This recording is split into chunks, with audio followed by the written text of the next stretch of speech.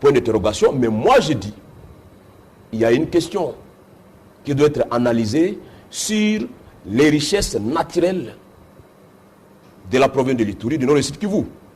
Puisque nous sommes au courant, et ça, ce n'est pas seulement le cas de notre pays, messieurs les journalistes. C'est que, prenez même le cas du Libéria à l'époque. Tous ces pays-là qui ont connu les guerres tribales, et même les groupes armés, les enjeux cachés, c'est l'exploitation des ressources naturelles. Et curieusement, lorsqu'un peuple ne sera pas compte de ces dangers, il s'appauvrit en prenant les armes, en attendant les multinationales et tous les autres acteurs. Alors, puisque vous le dites clairement que ça doit être les richesses qui sont à la base de ce qui se passe là-bas, pourquoi le gouvernement congolais ne prend pas le courage, ne réunit pas le courage de dire publiquement que nous sommes envahis par les pays voisins? Peut-être que ces ADF sont des émissaires envoyés par le gouvernement ougandais ou d'autres pays voisins pour piller nos richesses. Pourquoi cela, on a du mal à le dire clairement? Non, moi je crois que le gouvernement congolais, même le président honoraire de notre pays, l'avait toujours souligné. N'oubliez pas à chaque fois que nos autorités se retrouvent dans des grands concerts de nations. À plusieurs reprises, à l'ONU, les autorités du pays en parlaient.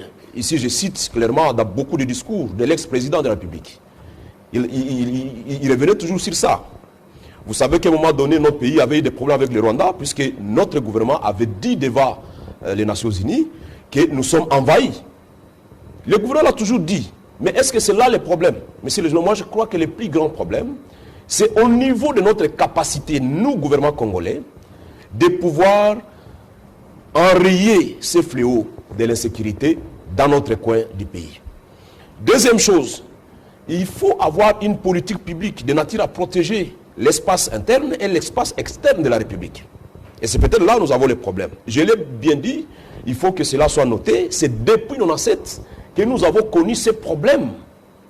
Puisque nos frontières étaient devenues fréquentables même par des personnes qui ne devaient pas le faire.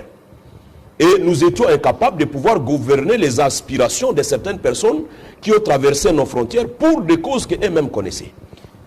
Et je me dis, si les chefs de l'État, même les gouvernements actuels ou même les acteurs étatiques ou institutionnels peuvent dire aux gens que nous sommes envoyés, ça ce n'est pas la solution. La solution c'est de chercher les voies et moyens pour arrêter ces drames. Puisque ne vous en faites pas.